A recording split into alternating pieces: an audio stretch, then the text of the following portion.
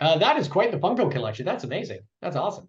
Yeah, well, you say that, but we moved house and I had to ship all these across and then stack them all up. But I'm proud to have them, but sometimes I'll have serious conversations with people and I can tell they're just staring at the background thinking, what's this guy doing?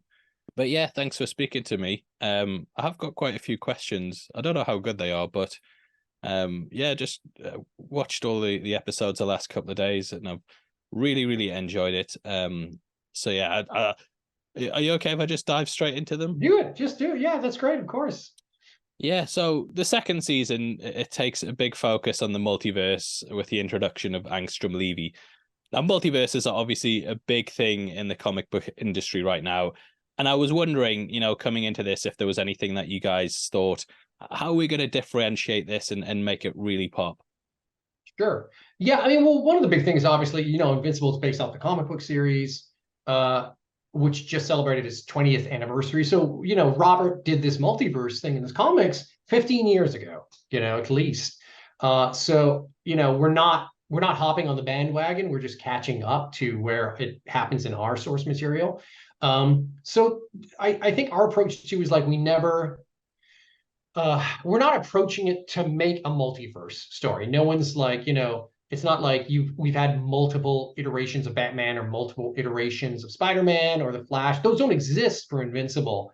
So it's like we don't have that nostalgia thing of like, oh, let's see all this, let's see Michael Keaton again. That's amazing, or let's see all the different Batmans together, all the different Ninja Turtles together. Um, so that was never our intention. We were never doing this as a response to any of those other movies, which by the way are great and I love them all. They're awesome.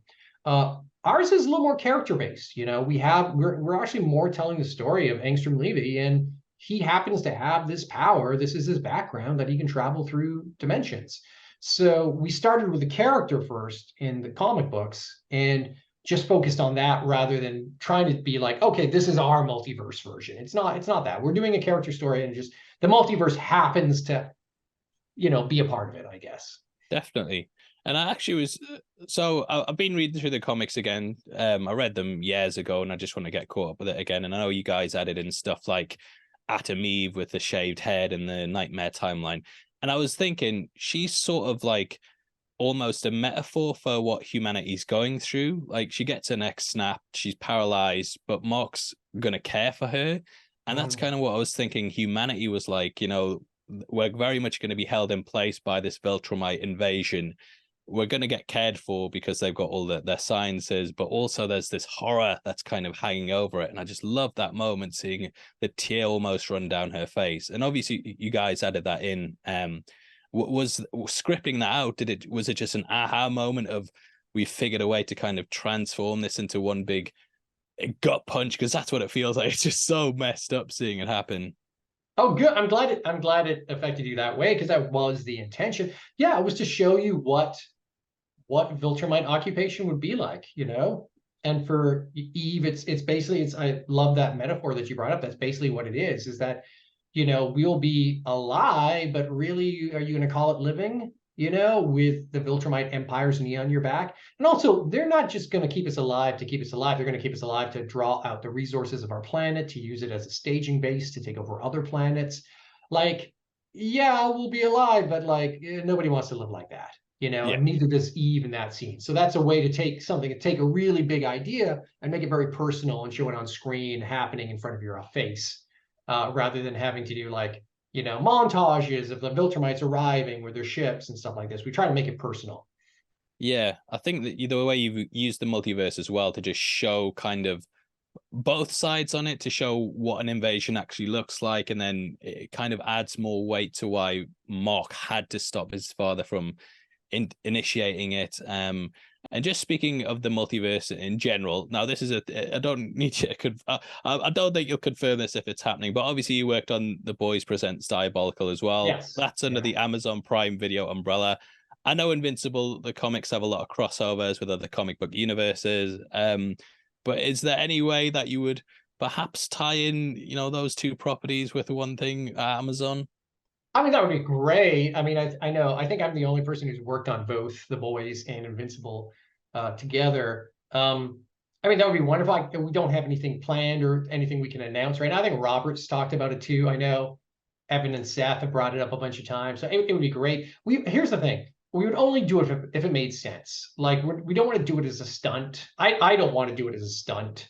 You know, could we do could you see Omni-Man and like Homelander face off? Sure, but like, where would that fit in either The Boys or in Invincible and make sense and make narrative sense? We don't want to make it feel like, oh, it's a stunt to just get you guys to watch it.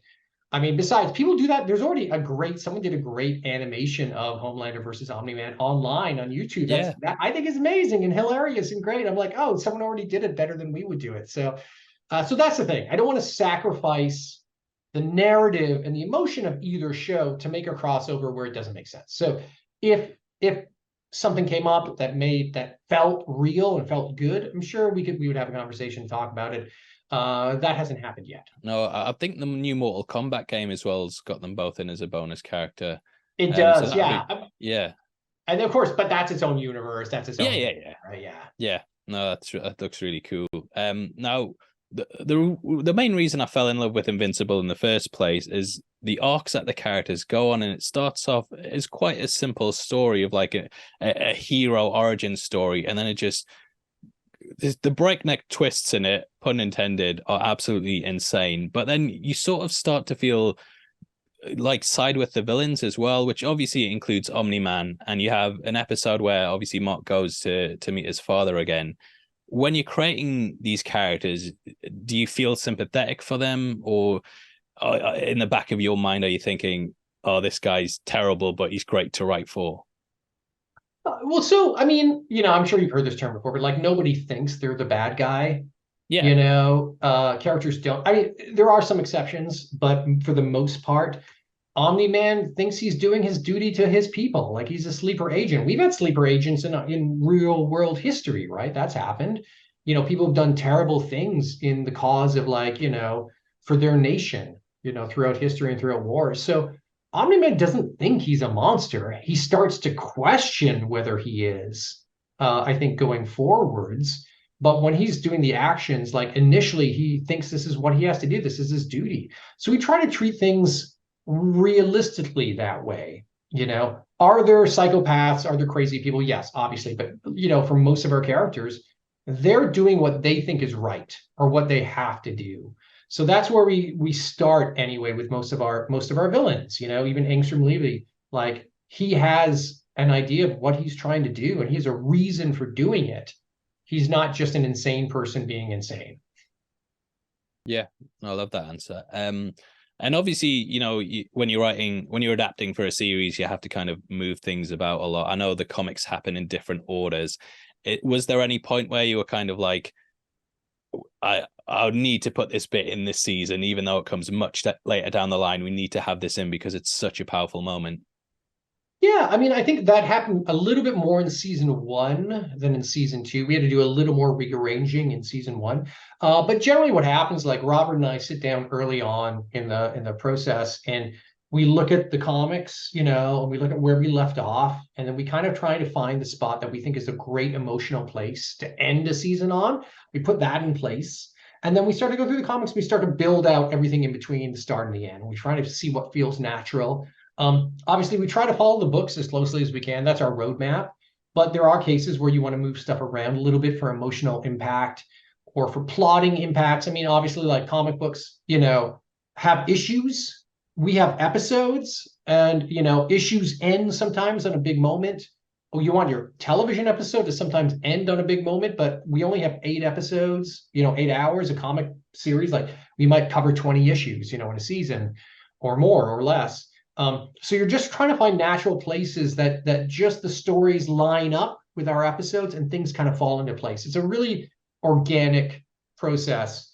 And it changes. Like, you know, we cover a different amount of episodes than we did in season 1. And that's going to change again for season 3. And I would, you know, assume beyond. It's just like some seasons want to run a little quicker through the books. Some want to run a little slower. It's just, we just figure that out as we sit down and start to do it. Yeah, and I think especially in episode 1, you can see where you really added character to how Mark feels. Like, my parents got divorced, and that's kind of what I saw his journey in that first episode almost being like I know in the books it kind of he doesn't necessarily get over it quickly, but he adjusts into this new life and is kind of thrown into it. Whereas here, you really see the emotion that comes from it, and even him, having the high moment at the end where it almost feels like he's on top and then bumping into the immortal, and it kind of just brings him back down. I really related to that and just felt like that they're doing something with the character that I never even really placed on this situation, but I can definitely relate to it myself.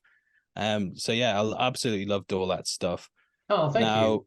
yeah, no, genuinely, really, really took me away. And just in general, right? This is probably going to be my last question. But I've always just wondered this. So, J.K. Simmons, he played J. Jonah Jameson. Now, Omni Man looks like J. Jonah Jameson. Was there ever a point where you were like, we'll have to get him to play Omni Man? You know what? One of the reasons that we looked at him early on and wanted him for the role was I saw him in Whiplash, Yeah. and he scared the shit out of me in Whiplash. And but also it starts the movie being like kind of this nice guy, and he's able to flip between being a normal person, like a normal dad, and the most terrifying person ever on film. Uh, and that is Omni Man. We knew Omni Man was going to have to make that change. He was going to start off being this great dad, but also have these enormously dark places he would go to and these really terrifying moments. I always think of Viltrumites as being like a great white shark. Like you're in the water and there's great white sharks swimming around. And if it chooses to kill you, that's just what's going to happen. So it's this terrifying moment of just not knowing what he's going to do. And seeing JK and Whiplash, I was like we need to look at him. Like this is the kind of the change, the dichotomy that we need for this character. So yeah, so that was one of the reasons we went with JK and looked at him early. Of course, I mean he's an incredible actor 100 times Yeah. over. And he But looks, for J. me, Jonah Jameson looks like Omni Man. Yeah. Yeah. I have to get this right. yeah, I mean like they kind of look the same, I guess. But honestly, that's not Oh why we no. cast him. I wish it was. No. We should just cast every character who just looks like the actor who looks the most like the character. Yeah. No, it was really, really enjoyed it. And again, just with the whole divorce metaphor, seeing Omni Man move on to his new life, and then Mark's kind of got to accept that, and he's got a new brother and stuff. Yeah, it just made me appreciate the source material so much more. And I really, really enjoyed those 4 episodes I got to see. So thanks so much. Oh, thank you. No, thank you. Like I appreciate the time you spend watching the show and talking about it because that helps us get an audience and helps us get to make more of the show, which is really all we want to do. So Yeah. yeah, No, really, really good. Genuinely. thank you. And Yeah. thanks for speaking to me as well. No, I appreciate it. Yeah, really nice to meet you, Paul. Hopefully we'll talk to you again maybe for the back half of season 2. Yeah, no, I'm down 100%. Yeah, thanks a lot.